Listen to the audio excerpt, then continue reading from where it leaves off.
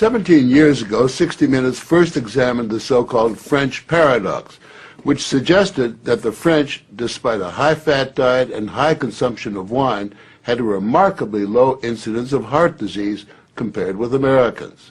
Most researchers agreed that there was something in the wine that offered protection.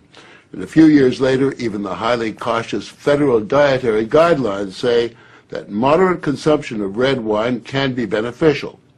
Now, scientists across the country have identified a substance in red wine called resveratrol that they believe might do more than just protect the heart, but could, in very high concentrations, significantly extend life by preventing a number of age-related illnesses.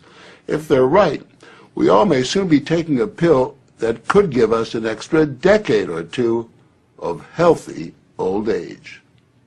If the promise holds true, I think this has the chance to change healthcare. Dr. Christoph Westphal says we all may soon be taking a drug that just might beat the clock, a simple pill that could delay the inevitable. Our goal is to prevent and forestall many of the diseases that strike us as we reach 50, 60, and 70, all with one pill. What you're suggesting is there's some kind of rejuvenation drug that turns a 70-year-old into a 35-year-old. That might be pretty hard to do, but I think if we're on a train heading one direction, we can slow down that train. I think we can slow down these genes that control the aging process. That quest to put death on hold began in 2003 when Westphal met David Sinclair, a biochemist at Harvard, who was studying the genetic components of aging. 5 years ago, I met David, and he had shown that you could extend lifespan in yeast. That's pretty exciting. Now, if you happen to be a yeast, it's very exciting. Yeasts are one thing, human beings are more complicated. So Sinclair focused on a gene present in almost all life forms, the sirtuin gene. It's normally inactive, but when it is active, Sinclair believes it triggers a survival mechanism that extends life.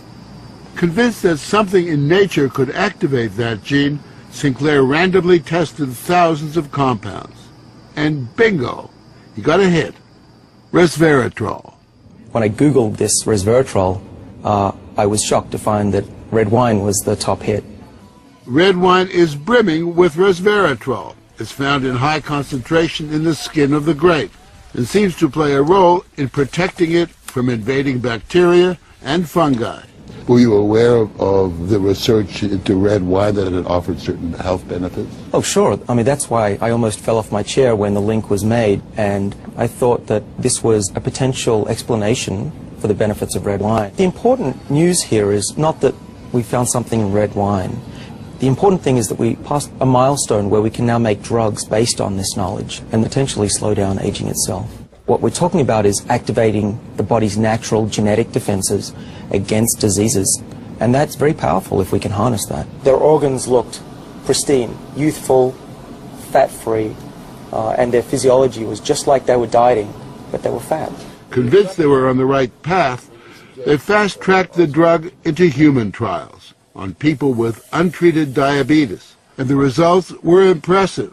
It significantly lowered glucose and insulin levels without the patients changing their diet or taking any other drugs. Originally, our hope was that you'd be able to prevent diseases of aging. What we ended up seeing is actually you could therapeutically intervene in patients who have diseases of aging, and that was unexpected. Yeah, the diabetic patients have high blood sugar, and the molecules bring it down. That's treatment, that's not prevention. What we're talking about is potentially making a 90-year-old as healthy as a 60-year-old. A 90-year-old can play tennis and see their great-grandkids graduate from college. People will live active, healthy lives and then die quietly in their sleep, and that's really the aim here with these medicines. Are we on the edge of maintaining active lives into our hundreds, for example? Well, we've certainly passed a corner in terms of the science, and someone's going to achieve it, and if it's not us, it's going to be